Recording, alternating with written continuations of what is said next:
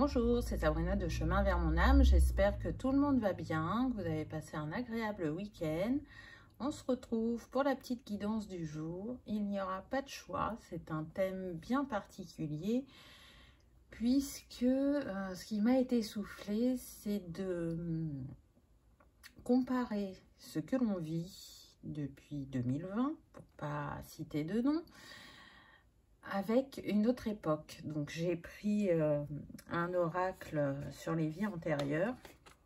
C'est comme si ce que l'on vivait était une répétition de cycles. Alors pas exactement de la même manière, mais en tout cas il y a des similitudes. Et qu'est-ce que ça nous apporte? Qu'est-ce que ça nous permet de libérer? Donc j'ai utilisé Réminiscence des vies antérieures que je vous présenterai dimanche. J'ai utilisé aussi l'oracle Chercheur de lumière et je pense que les deux ensemble vont apporter de forts messages, je dirais. Et en conseil, vu qu'on est sur une journée de portail et que demain c'est la nouvelle lune, j'ai pris l'oracle de la lune, vibrer et créer au féminin, et oracle des messages de l'univers, rencontrer votre puissance intérieure. Donc comme d'habitude, vous retrouvez tout en barre d'infos pour ceux que ça intéresse, mon mail pour une guidance privée et ma page Instagram pour les petits messages quotidiens. C'est parti, on y va. J'ai hâte de découvrir les messages, c'est quand même très particulier comme thème. Et vous savez que je suis toujours ma guidance, donc on va voir ce que l'on a à nous dire. C'est trop fort, regardez. Ce que l'on vit depuis 2020 et qui n'est pas encore terminé, donc qui se passe au niveau mondial, mais qui nous affecte au niveau personnel, est un miroir de la guerre de Troie. Est-ce que c'est pas fort? Déjà, ne serait-ce que par le titre de la carte, la guerre. C'est un mot qu'on a entendu dans les médias. On nous a bien dit qu'on était en guerre. Donc, c'est quand même pas rien. Donc, quel est ce cycle qui se rejoue? Moi, ce qui me vient, c'est que à la base, cette guerre, elle a commencé pour l'amour d'une femme. Et aujourd'hui, ce que l'on vit, c'est de trouver l'amour en nous par rapport à toutes ces difficultés qu'on a rencontrées. Et à travers ce que l'on a vécu depuis 2 ans et demi passés, il est beaucoup ressorti la culpabilité. On nous a fait culpabiliser. Et la culpabilité, de toute façon, est toujours présente de différentes sortes. Ça fait partie des grandes choses sur lesquelles on a à travailler. Mais ce que cette guerre, elle a apporté surtout, c'est qu'une fois qu'elle s'est terminée, il y a eu des changements profonds et radicaux.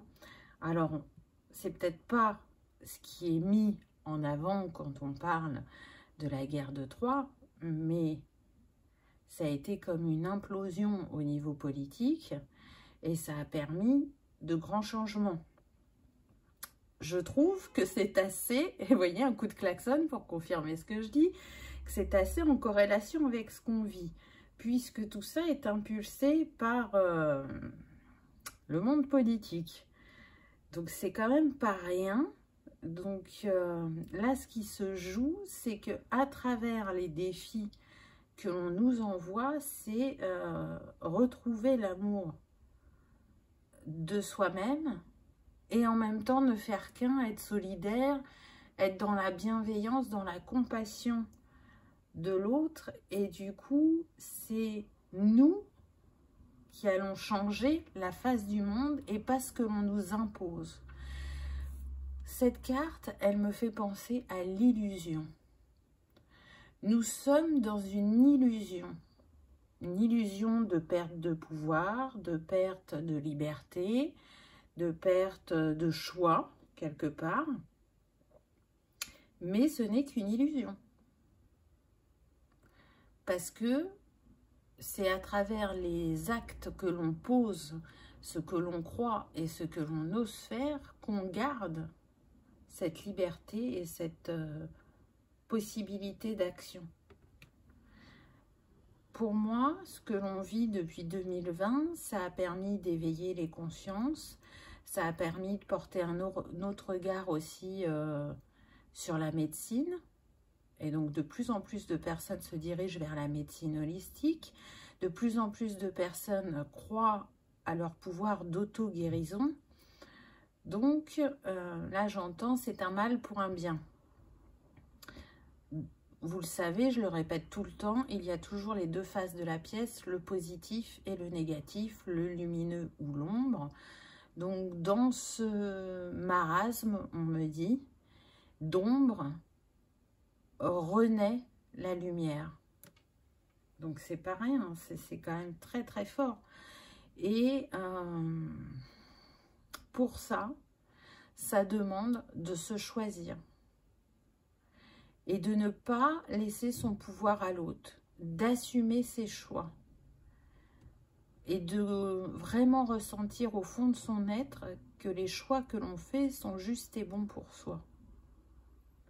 Que si on a décidé de ne pas faire l'injection, le regard de l'autre ne nous impacte pas, ne nous met pas dans la culpabilité. Si votre entourage a décidé de le faire et que vous êtes le ou la seule à ne pas l'avoir fait, continuez à assumer votre choix. Alors, je fais beaucoup la corrélation par rapport à ce qui est débuté en 2020 parce que c'est un gros déclencheur et qu'il a créé des distorsions aussi entre les personnes. Ça a fait beaucoup bouger le relationnel et aussi bien dans un sens que dans un autre. J'entends faites l'amour par la guerre.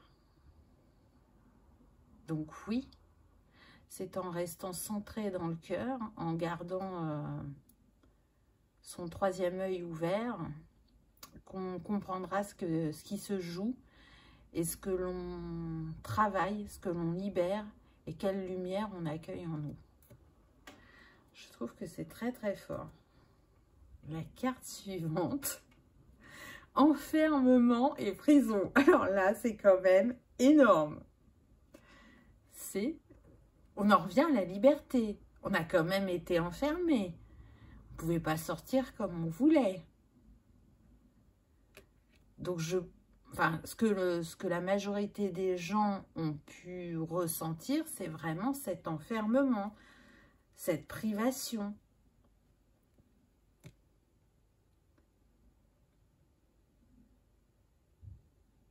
Ça a changé des manières de travailler. Et aujourd'hui, même si on n'est plus enfermé, entre guillemets, il y a des personnes qui sont encore dans cet état-là, où ça n'a renforcé que l'enfermement intérieur qu'elles ressentaient. Donc avec cette carte, on nous invite justement à travailler sur, comment dire,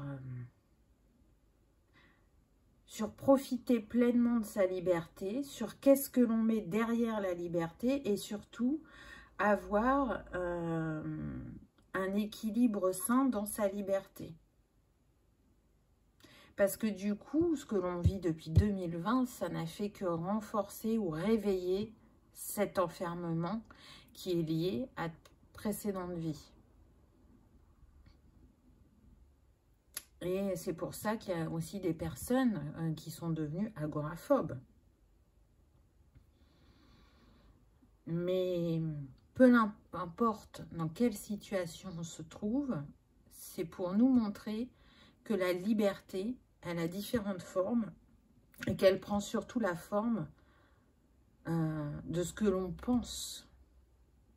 Si je pense que ce que j'ai vécu est plus qu'une injustice et cette sensation d'enfermement m'oppresse et prend de l'ampleur, effectivement, c'est comme ça que ça va se manifester. Par contre, si je conscientise que ça n'a été qu'un moment, que ce moment m'a permis de comprendre qui je suis et pourquoi je vis ça, et bien même en étant chez soi, on a cette liberté.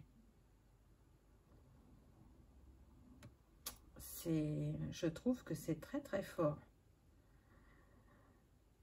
Après, je pense que pour ceux pour qui c'était déjà activé, cette blessure, on va dire, d'enfermement, on est sur des personnes qui ont toujours ressenti un grand besoin de liberté, besoin de se sentir libre dans leurs mouvements, dans leurs déplacements, dans leurs gestes, qui peuvent avoir du mal avec l'autorité. Et du coup, c'est une invitation à vivre cette liberté autrement. Parce que, encore une fois, la liberté, elle n'existe pas que sur une forme, mais vraiment sous plusieurs formes. Et c'est le regard qu'on lui porte, les intentions qu'on lui met, qui fait qu'on se sent libre ou pas.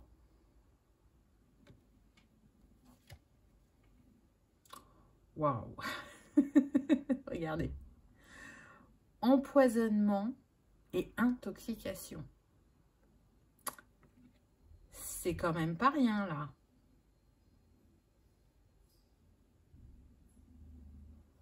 C'est tellement, je dirais, troublant. Troublant parce que je trouve qu'il y a un vrai miroir de ce que l'on vit.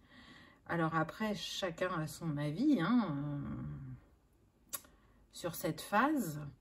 Mais oui, certains vont vous dire que passer à l'acte en faisant, vous savez quoi, c'est un empoisonnement. Vraiment. Une intoxication du corps.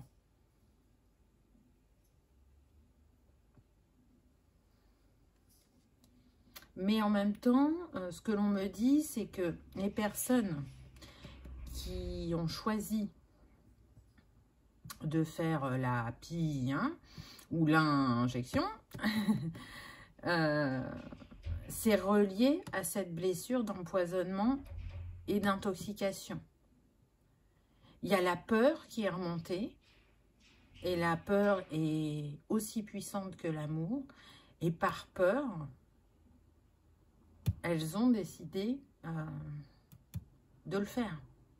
Mais c'est pas par amour. D'ailleurs, on peut être sur des personnes qui peuvent avoir des problèmes gastriques bien avant ce qui s'est passé en 2020, ou qui peuvent avoir un rapport à la nourriture très particulier, parce que c'est une réminiscence, justement, d'une vie qui s'est achevée à cause d'un empoisonnement ou d'une intoxication. Et ce que je ressens, c'est que dans une vie précédente, ces personnes-là n'ont peut-être pas été assez méfiantes ou n'ont peut-être pas vu la chose arriver, alors qu'aujourd'hui, elles avaient la possibilité, en quelque sorte, de savoir, mais que la peur a dominé. Donc c'est ok, c'est pas grave, parce que ça ne se rejoue pas exactement de la même manière. Et que chacun a besoin d'expérimenter des situations pour arriver à évoluer et se libérer. On le sait, quand un produit sort, il y a obligation qu'il y ait des placebos dedans, c'est pour faire les tests. Et ceux qui ont reçu le placebo,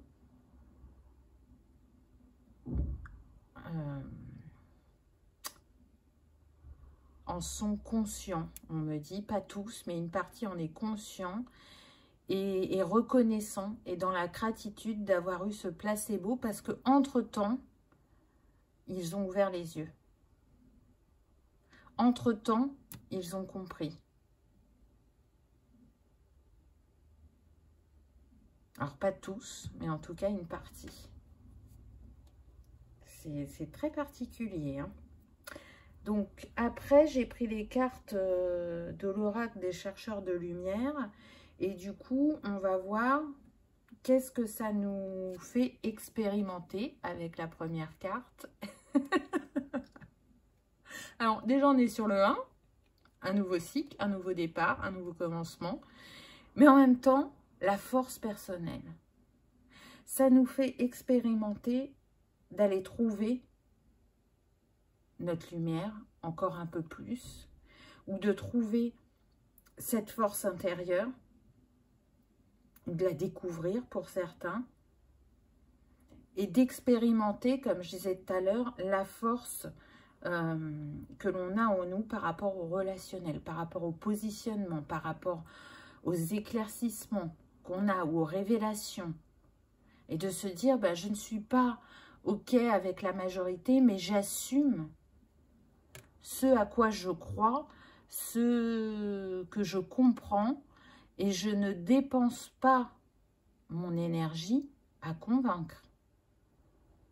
Je sème des graines, elles prennent ou elles prennent pas. Mais en tout cas, je ne vais pas me battre contre des moulins à vent. Je sais que chacun reçoit sa lumière au moment juste, que chacun expérimente à sa manière. Le 1, c'est faire aussi unicité en soi. Et si on est unité, on est ancré. Et on ne dévie pas de ses compréhensions, de ses objectifs. Et surtout, on voit que l'on est plus fort et plus grand que l'on ne le pense. Et si chacun fait rayonner sa lumière à sa juste mesure, à sa juste valeur, à nous tous, on fait disparaître ou atténuer l'ombre.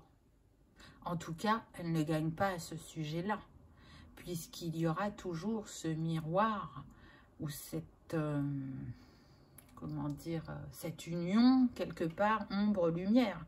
Mais pour ce sujet, qui encore une fois nous impacte tous de manière mondiale et en même temps individuelle, c'est en étant en unité avec soi-même et avec l'autre que l'on renforcera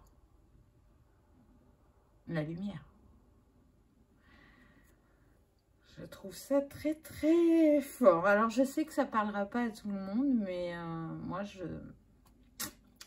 n'aurais pas pensé de moi-même à faire ce sujet-là. Donc c'est ce que mes guides m'ont soufflé et je trouve ça très très intéressant. Alors c'est quoi le sens de cette expérience avec la deuxième carte? La clarté. Je trouve ça incroyable. La situation que l'on vit, au bout d'un moment, elle va s'éclairer d'elle-même. C'est-à-dire que le voile de l'illusion devient de plus en plus mince. Et vous le savez, il y a des fuites dans tous les sens qui révèlent certaines choses. Et pourtant, au niveau individuel, si vous voulez, il n'y a pas eu un mouvement important qui a fait que l'État recule. Bien sûr qu'il y a des gens qui ont manifesté, bien sûr qu'il y a des gens qui ont fait passer des messages, mais on n'est pas dans la révolution, entre guillemets. Et sans ça, ça permet quand même au voile de l'illusion de tomber. Par la force que l'on met à trouver sa clarté, sa lumière, et la force que l'on met à rayonner.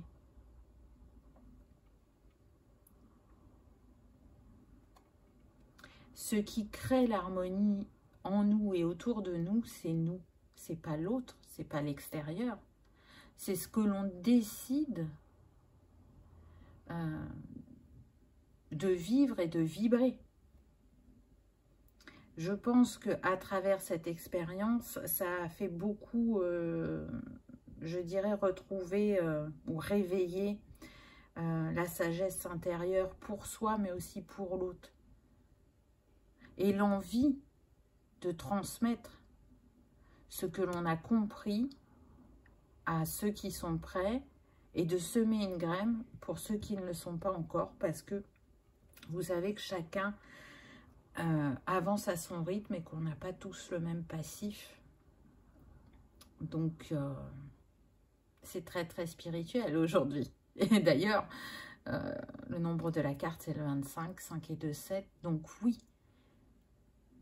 tout ça fait partie du chemin spirituel. Regardez ce qu'on m'a fait mettre autour, du blanc. Le blanc, c'est la paix, c'est la liberté, c'est la clarté, c'est la guérison, c'est l'illumination, c'est le chakra couronne, hein, parce que le chakra couronne, c'est le violet, mais c'est aussi le blanc. L'hortensia, il est relié au 3e œil. La rose blanche est reliée au chakra couronne. Si elle est rose, elle est liée au chakra du cœur, mais là, on a bien insisté avec une rose blanche. Donc, c'est pas rien. La rose, c'est l'amour, c'est la guérison, c'est expérimenter par la douceur, par la sincérité, par l'amour que l'on se porte. C'est retrouver un bonheur durable, c'est installer une harmonie et une paix dans sa vie. Donc, c'est quand même pas rien. Avec l'hortensia, ce qu'il vient nous dire, c'est qu'il nous parle de gratitude. Oui, quand on sort de l'état de victime ou quand on retrouve, pour parler de manière positive, sa lumière, on sait que ce que l'on a expérimenté était pour notre plus grand bien, parce que il y a des choses qui changent totalement en nous ou autour de nous, des grands bouleversements, des grandes compréhensions. Et quand on regarde avec les yeux du cœur, on est capable d'être dans cette gratitude. L'hortensia, il parle aussi d'abondance, de paix. Il est relié au chakra racine, au sacré, au plexus, donc à qui je suis. Parce que avec le racine, c'est ce qui est ancré en moi sur le transgénérationnel et c'est la position que je prends dans ma vie, dans la société, pour montrer qui je suis. Avec le sacré, ça vient travailler notre créativité, mais aussi la relation à soi et à l'autre, la relation interne entre l'énergie yin et l'énergie yang, et le plexus, l'énergie d'action. Comment je rayonne, comment j'ose rayonner, comment j'ose faire, comment j'ose dire. Et cette période, elle nous a énormément challengés, puisque rien qu'avec son entourage personnel, on pouvait être dans la, comment dire, dans la distorsion, ne pas être d'accord, et ça a créé de la distance ou du conflit. Donc c'est vraiment très intéressant. Encore une fois, vous voyez, ce que l'on me fait mettre n'est pas un hasard. Le cristal de roche, il permet justement d'avoir ces illuminations au niveau de l'esprit, mais il permet aussi de réaligner les 7 chakras.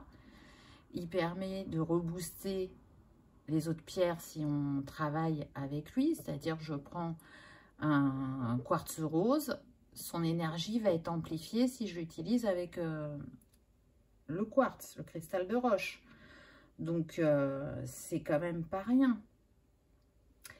La rose, là, ce qu'elle nous dit, ce qu'elle nous invite à faire, c'est de comprendre les mystères de l'univers, entre guillemets, de voir la beauté de la vie, ce qu'elle nous amène au niveau spirituel, ce qu'elle symbolise pour certaines civilisations, si je ne me trompe pas, c'est qu'elle symbolise le chemin de vie. Donc là, on sait que l'on a choisi d'être là où on est pour participer à cette guérison, à cet éveil, à ce changement de monde, de paradigme, à redonner ces lettres d'honneur, on me dit, à l'amour et à la liberté, ainsi qu'à la paix. Donc, c'est quand même pas rien. Je trouve ça vraiment très, très puissant. La rose, autant elle est magnifique par ses pétales, autant sa tige, elle a des épines. Et si on faisait comme une métaphore, les épines, ce sont les défis que l'on rencontre dans la vie et qui justement vont nous amener à un état de grâce ou à un état d'éveil encore plus haut, je dirais. Donc, c'est quand même pas rien. La rose, elle est reliée à Vénus aussi en planète, puisqu'elle représente l'amour. Encore une fois, l'amour est au premier plan, et l'amour est grand et a différentes formes. Et c'est comme si on essayait de nous le rappeler, de nous le mettre en évidence, parce que c'est tellement évident que ça ne l'est pas pour beaucoup. Ou parce qu'on est centré que sur une forme d'amour. Donc on en revient aussi à donner et recevoir. Ou qu'est-ce que je mérite? Ou qu'est-ce que je pense mériter? Et moi je pense qu'on mérite tous de briller, de rayonner et de s'accepter tel qu'on est. Ensuite, la troisième carte, elle va nous parler de l'alignement qu'on va trouver dans cette expérience. Waouh, c'est beau. Qu'est-ce qu'on y trouve? On y trouve le « je suis ».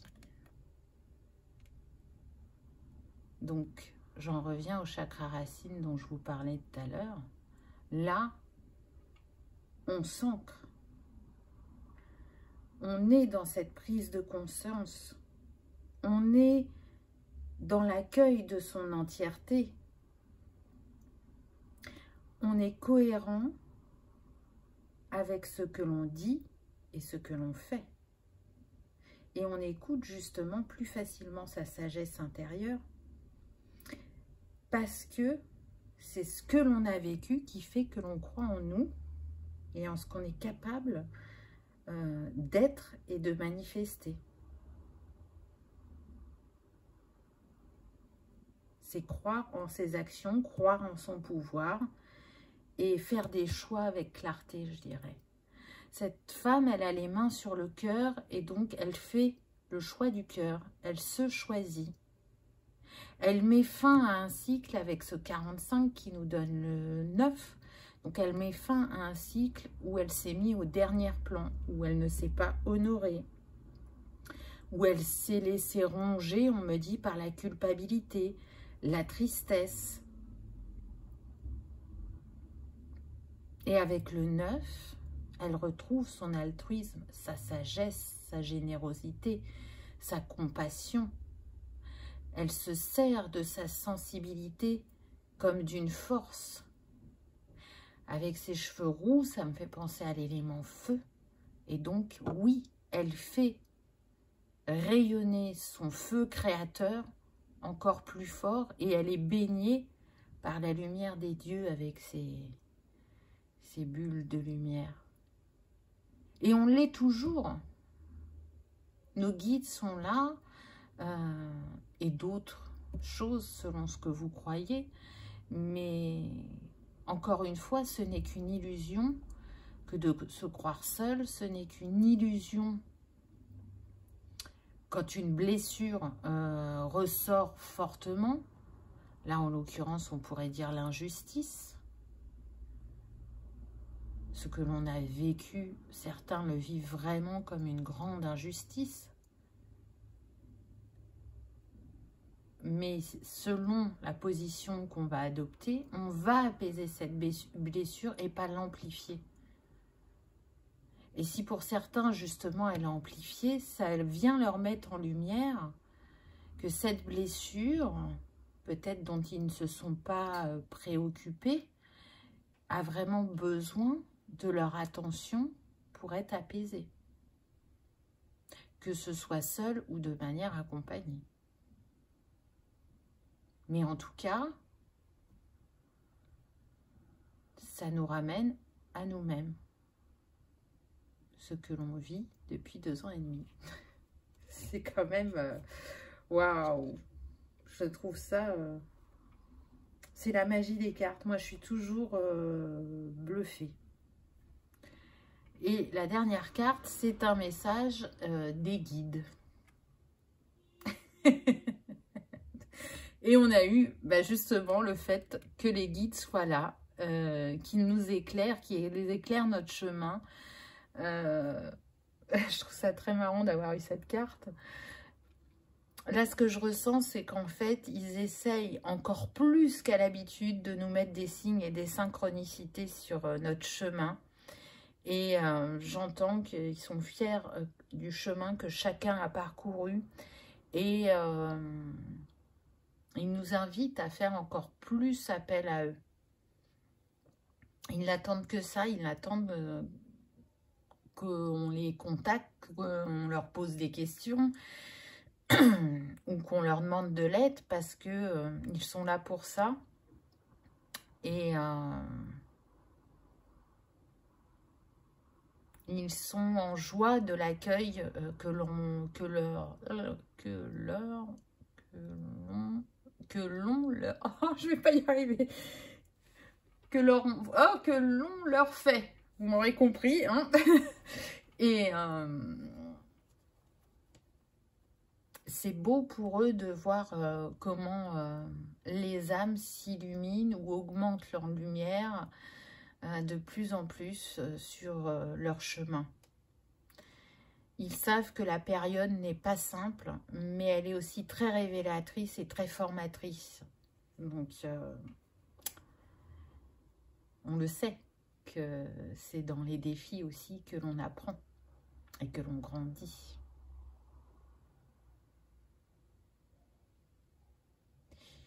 Ce que j'entends, c'est qu'on me dit que chacun ne va pas retourner à sa petite vie. C'est-à-dire que la société a véhiculé quand même assez d'individualisme et qu'avec des événements comme ça, ça aurait pu renforcer cet individualisme. Mais en fait, non, ça a renforcé l'union, la force, le faire ensemble, le changer le monde ensemble. Alors, chacun le fait à sa manière, parce qu'on n'est pas toujours tous ensemble, hein. On est aussi dans nos vies. C'est la multiple expérimentation, je dirais. Mais à notre manière, énergétiquement, oui, nous sommes un et nous agissons ensemble pour le bien. Voilà ce que l'on me dit. Je trouve ça très beau et très fort.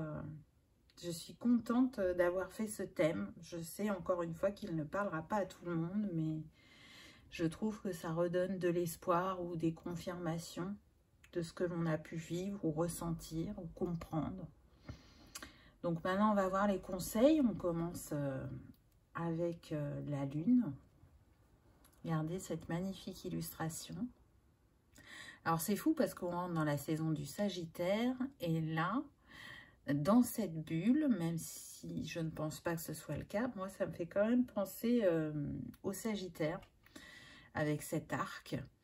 Mais en même temps, on y voit le yin et le yang, donc l'équilibre entre l'énergie féminine et masculine. En tout cas, si elle n'est pas en nous, c'est une invitation à y travailler et à se libérer de ce qui nous ralentit ou de ce qui nous fige, d'introspecter en nous ce qui nous fait vibrer, de manière à pouvoir le manifester dans la matière, de se mettre en action, mais dans une juste mesure, parce que justement, on aura pris le temps d'y mettre des étapes, d'aller voir ce qui nous empêchait justement de nous réaliser, ou qui nous ralentissait, ou qui nous empêchait d'accéder à notre abondance. Ce qui est en haut est en bas, ce qui est en bas est en haut. Donc, encore une fois, on a ce miroir et cet équilibre. Tout est question d'équilibre, peu importe le domaine ou la situation. C'est l'équilibre qu'on y met qui permet comment dire, une issue positive, entre guillemets. Donc, on va voir maintenant le message. Moi, c'est les ressentis que j'ai eu avec le dessin. Donc, on nous dit Amazon. Trop de yang entraîne une perte de joie. Tu es peut-être trop active. Une part de toi se mesure au masculin. La lune croît doucement, majestueusement. Tu es une Amazone qui a mal. Tu n'es pas à ta juste place dans un équilibre délicat entre action et écoute de soi. Accepte de déléguer, de ne plus te soucier des responsabilités des autres. Reviens à toi et donc à ta joie. C'est quand même fort. Parce que tout à l'heure, je vous parlais justement de cette juste place, de l'équilibre, de comment se manifeste votre énergie yin et yang. Donc, c'est quand même comment dire, un appui sur ce qui a été dit avant. Mettez-vous à la juste place dans votre vie. Peut-être sortez du rôle du sauveur, de l'infirmière, voyez. Et tout cet amour que vous aimez donner, essayez de vous l'apporter un peu plus à vous-même et surtout acceptez de mériter l'amour. Laissez-vous porter et faire que la roue tourne, et au lieu que ce soit toujours vous qui donniez, et bien aujourd'hui c'est vous qui recevez, qui accueillez ce que la vie a à vous offrir, ce que l'autre a envie de vous montrer et de vous apporter. Donc, pour ceux qui seraient trop dans l'énergie yang, ralentissez, savourez, introspectez. Et du coup, c'est vrai que quand on est beaucoup dans l'action, ça évite de penser ou de ressentir. Et là, bah, c'est d'aller accueillir cette énergie féminine qui est très intuitive et sensible. Donc, je trouve que c'est un beau conseil. Et qu'est-ce que l'univers nous dit? Alors, c'est marrant parce que, vous voyez, on a les deux teintes. Et encore une fois, ce qui est en haut est en bas, ce qui est en bas est en haut. On est toujours sur un miroir. Et en même temps, vous voyez, c'est comme si c'était une invitation à jouer notre mélodie, à ne plus s'enfermer, se limiter. Voilà, je cherchais le mot. On voit cette femme, elle ouvre grand les bras. Donc aujourd'hui, qui avez-vous envie d'être? Ou qui vous êtes? Qu'est-ce qui fait vibrer votre cœur? Qu'est-ce qui fait vibrer votre âme? Parce qu'aujourd'hui, vous avez le choix, justement, de répondre à cet appel et de ne plus l'enfermer. N'est-ce pas, comme on a vu dans les cartes du début?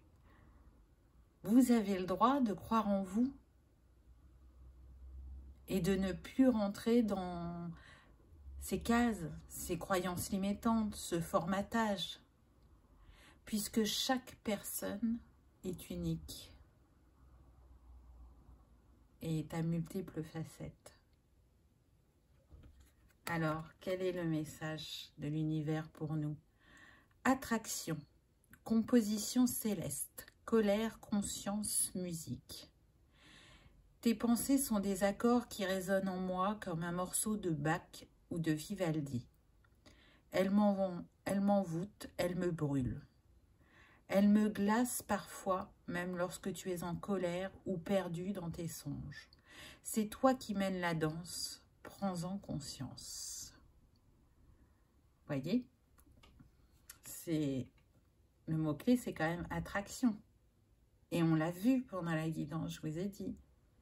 Selon le regard que l'on porte à la situation, on ne la vivra pas de la même manière. On a le choix de se sentir dans cette blessure d'injustice, dans cette privation de liberté, ou au contraire, d'y voir l'occasion de grandir et de changer de regard et de montrer que la liberté et l'amour, la lumière, vaincront toujours l'ombre. Et de remercier cette ombre qui nous permet justement de nous dépasser et d'arriver à éclairer encore plus fort ce qui s'était obscurci par la peur qu'on a laissé grandir ou qu'on a essayé de nous raviver, entre guillemets. Voilà, c'est les mots de la fin. Si vous êtes toujours là, en tout cas, j'espère que ça vous aura parlé, que ça aura résonné. Je remercie vraiment l'univers et les guides pour ce message qui me semble vraiment précieux et qui résonnera au cœur de chacun. Merci d'avoir regardé ma vidéo. Je vous souhaite le meilleur et je vous dis à bientôt. Au revoir.